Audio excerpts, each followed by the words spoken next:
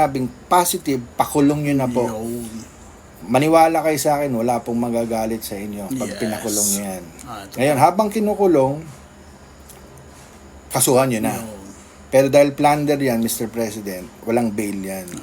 Hayaan nyo sila dyan sa kulungan habang ongoing yung kaso. Tinitiya ko sa iyo, magiging 75% ang approval ratings mo, trust ratings mo sa tao. Kasi sa ngayon, ang sinasabi ng tao, binubulong sa akin ng mga tao eh. Sabi sa akin na, ba't gano'n yung presidente natin? Okay naman umiyak, pero aksyon ang kailangan natin, hindi investigasyon. Tama na yung investigasyon.